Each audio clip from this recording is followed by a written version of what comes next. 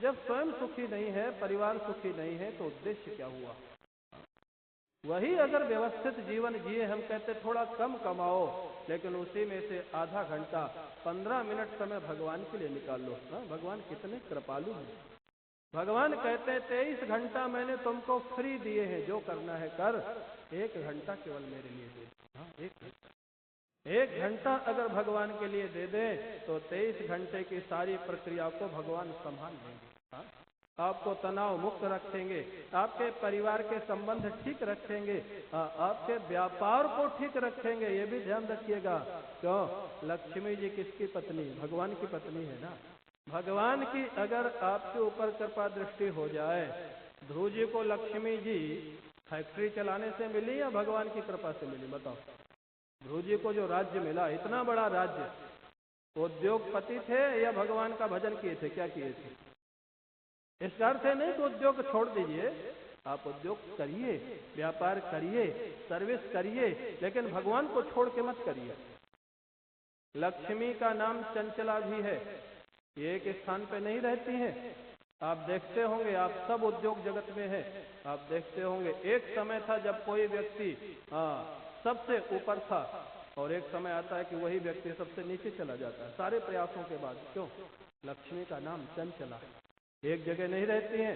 इस चंचला लक्ष्मी को अगर अचला बनाना है तो ये केवल नारायण के चरणों में ही अचल होकर के रहती हैं और कहीं नहीं रहती। अगर चंचला लक्ष्मी को अचला बनाना है तो नारायण को पकड़ करके रखिए, भगवान को पकड़ करके रखिए। लक्ष्मी हमेशा आपके पास रहेंगी, कभी छोड़ के नहीं जाएंगे। क्यों? नारायण को छोड़ करके वो कभी नहीं जाती। तो सज्जनों, आप देख लेंगे, आप देखेंगे, करके देखिएगा। इसलिए प्रबुद्ध नाम के योगेश्वर कहते हैं, राजन, जो लोग भगवान को छोड़ करके दुनिया में कितना भी प्रयास करते हैं सुखी होने का, परिणाम होता है दुख। सुख नहीं होता है, दुख होता है। इस लोक की ये बात है। बोले महाराज, अगर स्वर्ग मिल जाए तो? स्वर्ग में तो हमने सुना बड़ा आनंद, स्वर्ग में तो अमृत पीने को मिलता है, अमर हो जाता है व्यक्ति, बुढ़ापा नहीं आता है। बहुत समय तक, बहुत वर्षों तक रहना होता है। पुष्पक विमान मिलता है, सुंदर महल मिलता है, नंदन वन घूमने को मिलता है, अप्सराएं होती हैं, बड़ा आनंद है स्वर्ग में। यही तो स्वर्ग का वर्णन है। लेकिन यहाँ भागवत में स्वर्ग का बहुत वैशिष्ट वर्णन नहीं किया गया। भागवत में कहते हैं स्वर्ग में भी दुख है, और बड़ा युक्त ढंग से कहा है। क्या दुख है? बोले सतुल्याति शयत ध्वंसम यथा मंडल वर्ती नाम। आप समझिए इसको। मान लीजिए आपने भी पुण्य किया और आपको स्वर्ग मिला, और एक दूसरे व्यक्ति ने भी पुण्य किया, उसको भी स्वर्ग मिला। स्वर्ग की ये व्यवस्था है कि वहां आप जितने पुण्य करके जाओगे उसकी सुख सुविधा आपको मिलेगी। वहां नया कर्म आप नहीं कर सकते। कर्म भूमि केवल भूलोक है। स्वर्गलोक और नरक ये दोनों भोग भूमि। वहां आप पाप और पुण्य का भोग कर सकते हैं, नया कर्म नहीं कर सकते।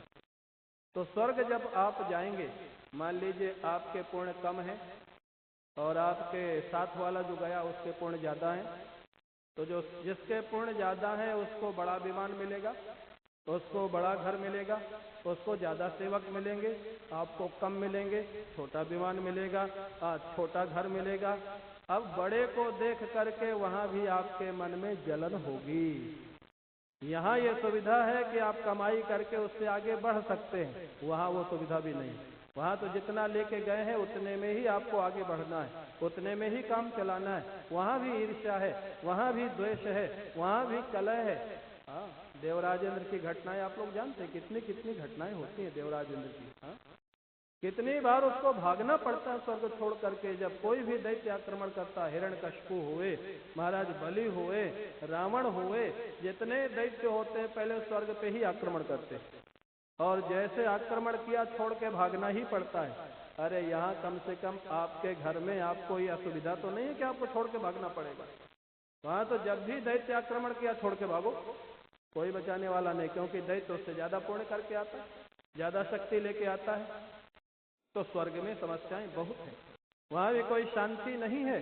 हमको जब तक नहीं मिला तब तक लगता है बड़ी शांति, बड़ा सुख है, और वो तो यहाँ भी लगता है, इस संसार में भी यही लगता है। हाँ, जिसके पास बड़ी गाड़ी, बड़ी कोठी, बड़ा व्यापार नहीं है, वो सोचता है कि ऐसा हो जाएगा तो मैं सुखी हो जाऊंगा। एक बड़े व्यक्ति के बेटे को मैंने कहते हुए सुना,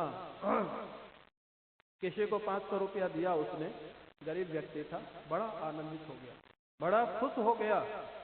उसने मेरे से कहा, स्वामी जी इनका जीवन कितना अच्छा है। हाँ? ये उसके वचन थे, लड़के के। बोला ये 500 रुपया में इतना खुश हो गया। बोले हमारे पास करोड़ों रुपए है, तब भी हम इतनी खुशी नहीं पा पाते। हाँ? क्यों? क्यों? खुशी अगर पैसे में होती तो सारे पैसे वाले खुश होने चाहिए थे। खुशी पैसे में नहीं है, खुशी तो भगवान के साथ जुड़ने में है। भगवान से जब तक नहीं जुड़ेंगे, चाहे पृथ्वी लोक में रहे, चाहे स्वर्ग लोक में रहे, सुख नहीं मिलेगा, अशांति मिलेगी। तो सज्जनों, पहली शर्त क्या है माया से छूटने की? प्रबुद्ध नाम के योगेश्वर कहते हैं, क्या आपको ये लगता है कि इस दुनिया में दुख है? इस दुनिया में दुख की अनुभूति से क्या आपको थोड़ा भगवान की तरफ चलने का मन होता है? पहली शर्त ये। अब जिनका मन ही नहीं होता है वो कैसे आएंगे? हा? जिनका मन ही नहीं होता है भगवान के रास्ते में चलने का, माया से छूटने का, ये माया के जो बंधन लगे हुए हैं, इनसे जिनको महाराज चोट ही नहीं लगती है, जिनको अच्छा लगता है, आनंद आता है, बोले पहली शर्त में ही फेल हो गए वो तो। लेकिन जिनको लगता है इस दुनिया में सुख शांति नहीं है, इसके अलावा हमको कोई रास्ता खोजना पड़ेगा, पहली शर्त को पार कर ली। क्या ये दुनिया आपको चुभती है? क्या ये दुनिया में आपको कांटे दिखते हैं? क्या इस दुनिया में आपको दुख दिखाई देता है? और अगर दिखाई देता है तो सच्चाई से, ईमानदारी से उसको स्वीकार करो, जबरदस्ती बनावट मत रखो। हाँ, कि हम बड़े सुखी हैं, बड़े सुखी हैं, बड़े सुखी हैं। मैं देखता हूँ बड़े बड़े एयर कंडीशन बंगलों में, एयर कंडीशन गाड़ियों में जो लोग बैठे होते हैं, बाहर से तो एसी चलता है, अंदर से हीटर चलता है।